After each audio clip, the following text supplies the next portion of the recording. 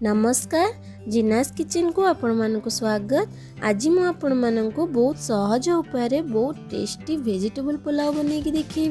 तेणु वीडियोटी शेष जाए पूरा निश्चय देखंतु।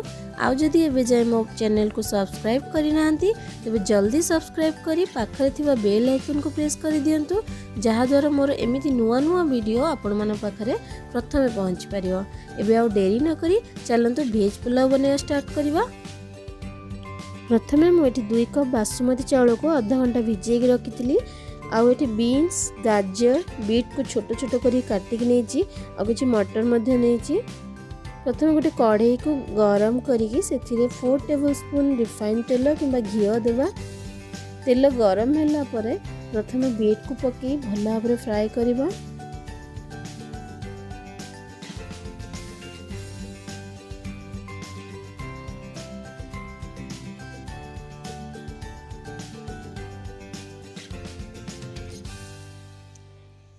बीट भल भाव भाजी गलानी। एबे हमें आपको प्लेट को बाहर कर दवा। एबे हमें बीन्स कटा को भी पके दवा। ताकू गोटे मिनट फ्राए करवा।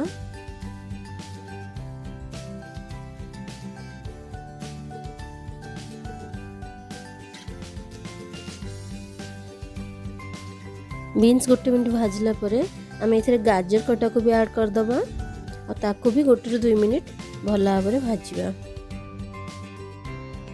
आपण चाहिए आपको डीप फ्राए भी करि परिबे।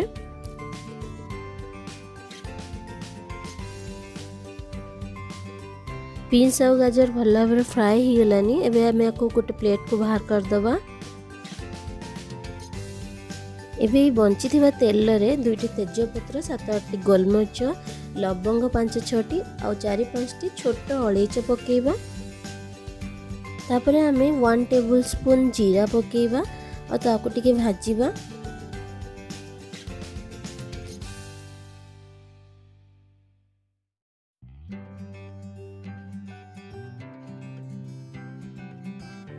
जीरा भल भाव फुटिला परे हमें से गोटे चम्मच अदा रसुण पेस्ट पकेबा।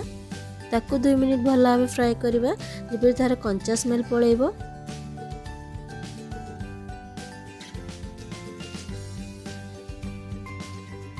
तापरे गोटे बड़ पियाज कटा को हमें एथिरे पकेबा और ताको टिके समय भाजीबा। जदि आपण बिना पियाज रसुण रे करिया चाहछंती तेबे पियाज रसुण को स्किप करि परिबे, किंतु एभली बनै कि खांतु देखिए बहुत टेस्टी लागिवो। पियाज सब भल भाव भाजी गला परे आमे जो चाउल भिजे के रखतिलु ताको भल छाणी की ताको पकेबा। तापरे हमें 2-3 मिनट या भाजवा जमती चाउल रू पानी मरी जीवो। देखंतु चाउल बहुत भल भाव भाजी जाइछि।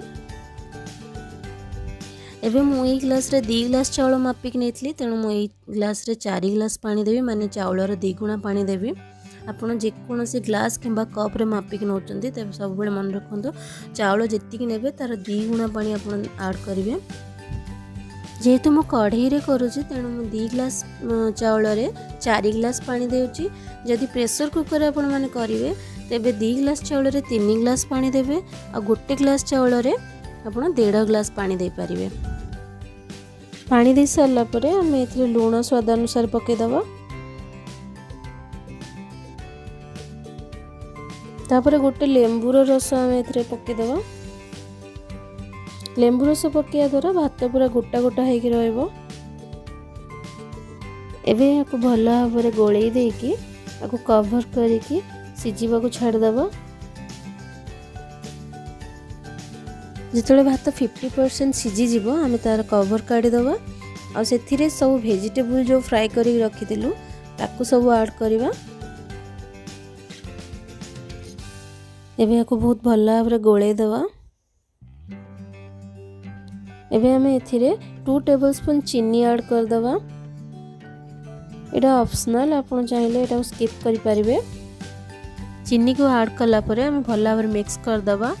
एबे सबुठु शेष रे हमें बीट को पकेबा, कहीं ना जदि आगुरु पकेबो ताहले बीट रो जो कलर अच्छी तार राइस कलर को चेंज कर दबा। तेणु आम पछरे पकईकि जस्ट टिके टिके हल्का गोले दबा और ताकू कवर करके 5 ରୁ 7 मिनिट पर्यंत आउ टिके कुक करवा।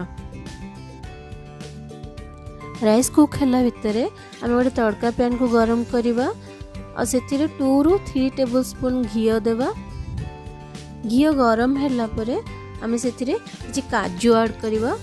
काजू को किसी समय भल भाव भाजी दबा। काजू देखो लाइट ब्राउन हो गलानी। एबे हमें गैस बंद कर दबा। आउ ये जो घी और काजू को लेकिन आम से राइस ऊपर पूरा स्प्रेड कर पकेदबा। देखो राइस पूरा भल भाव हो जाइए। एबे हमें या भल भाव मिक्स कर दबा। देखो तो कलर केते सुंदर आछि। और बीट रो कलर तो बहुत सुंदर लगुच। पूरा टिके टिके रेडिश देखा और टिके ग्रीन टिके ऑरेंज तो बहुत भल देखा कलरफुल देखा। एबे हमें गैस को बंद कर दबा और कवर करके 5 मिनिट रखीदबा। 5 मिनिट पर देखंतु राइस बहुत भल भाव कुक हो जाइए। पूरा गोटा गोटा हो रही। एबे आपको गरम गरम जेकोसी ग्रेवी आइटम रे आपण खाइबे बहुत भल लागिबो। तो यही प्रोसेस रे आपण माने बनै कि देखांतु और अन्य मानन को खुआंतु। केमती लागुची मते कमेंट बॉक्स रे निश्चय जणांतु। जदि मोर वीडियोटी भल लागिला तबे प्लीज वीडियो को लाइक कर दियंतु और निज सांग मानन सहित भी शेयर करंतु। पुणी गोटे एई भली नुवा वीडियो रे नुवा रेसिपी सहित आपण मानन सहित देखा हबो। रहिली नमस्कार।